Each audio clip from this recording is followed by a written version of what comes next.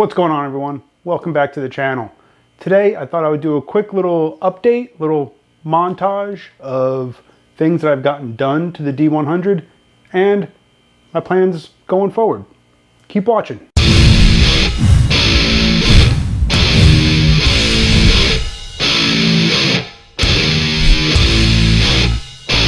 Alright, so let's just go ahead and jump right into this. So one of the first things that I knew I wanted to do to this truck was do a true dual side exit exhaust.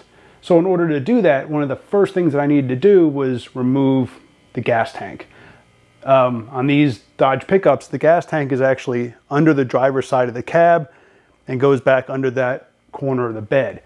So in order to make room for the side exit exhaust, I had to move the gas tank. So I ended up doing a gas tank out of a Ramcharger that I went and installed under the back of the bed. Once I got that done, that also meant that I needed to move my fuel filler from the front of the bed to the back of the bed.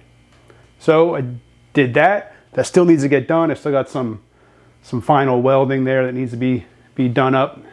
So that's still in the works, but the majority of that is done. Then when I first bought the truck, one of the first things I did was got rid of the rear bumper. So I ended up doing a rear roll pan, and I also wanted the ability to be able to tow a trailer with this thing. You know, it's going to be a shop truck, so I did a hitch under the roll pan where the receiver is actually behind the license plate. So that's got a hidden hitch receiver behind the roll pan. Once I had the gas tank moved, I was able to, or removed, I can't remember if I actually did the Ramcharger tank before the side exit exhaust. I think I may have actually done the exhaust first after dropping the gas tank. Don't remember. But I did the true dual exhaust. I got some Black Widow Widowmaker mufflers, I think they are, and did a side exit where the exhaust comes over the frame and out the bedside. So also when it came to moving the gas tank and installing that Ramcharger tank, my plans for this thing were originally to go fuel injection. So I had to redo the fuel lines. So that also meant that I installed an electric fuel pump and fuel filter in the frame rail back by the gas tank. All of that being done, I think that pretty much wraps up everything that got done in the rear, you know, from the cab back. Let's look at what's been done in the cab. All right, so inside the cab, I did a patina on the door panels and the front dash.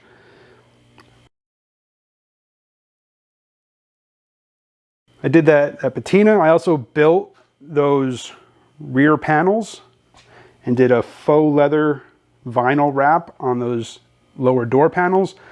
I also built kick panels for both passenger and driver side. And on the passenger side, I removed the heater and I added one of the vents that is this as under the driver's side. You see I added that vent there also. I also, early on in this build, I replaced the floor pans and I did a whole sound deadener and new carpet in the cab. I also built the center console, did that a couple of pieces. I'm still working on the rest of the front console as far as what I want to, how I want it to flow from the center on up to the front dash. Other things I had to do as far as that never got recorded is before I even had the channel. One of the first things this truck had was some electrical issues. So like the headlights weren't working. That ended up being a bad high beam switch. I ran speaker wire both in the door, and I built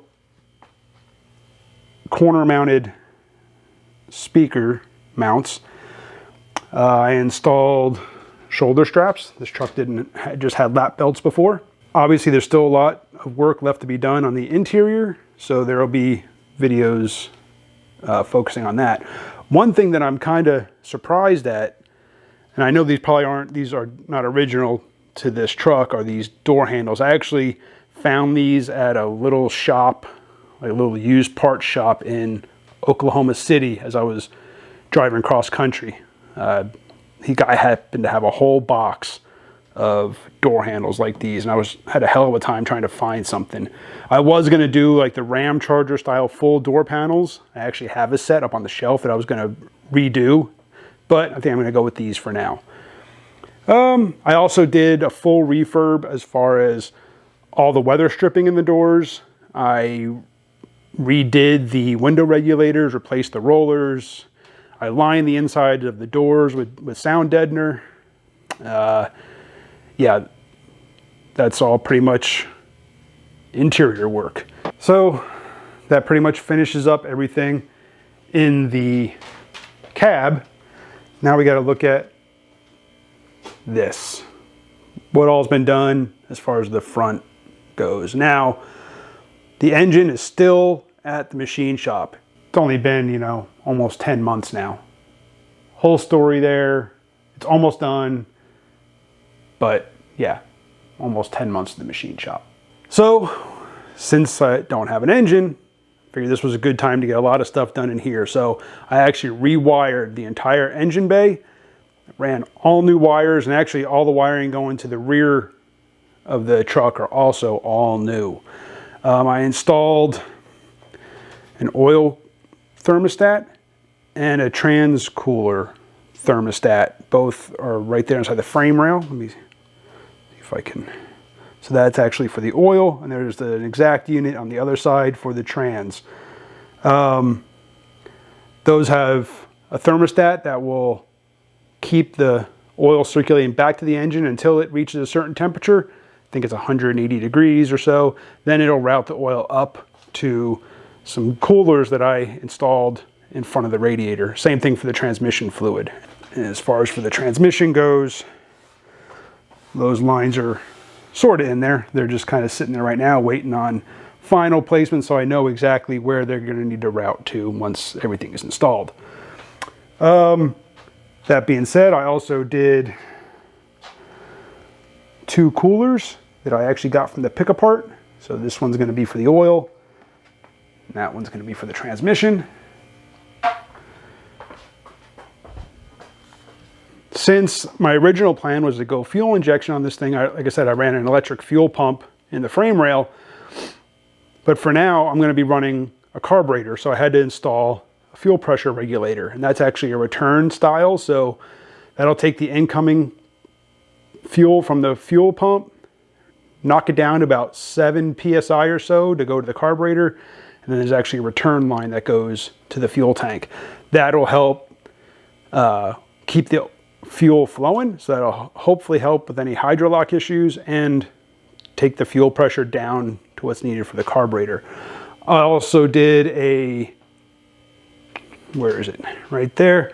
I also installed a relay for the fuel pump and did a video on that.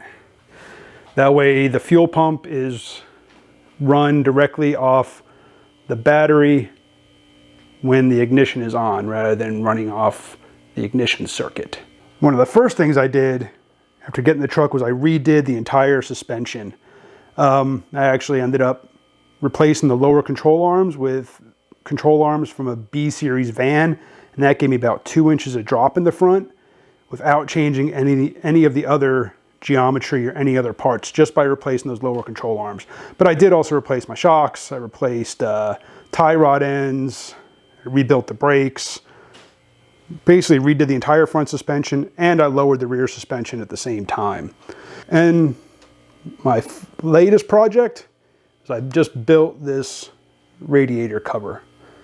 So that is that.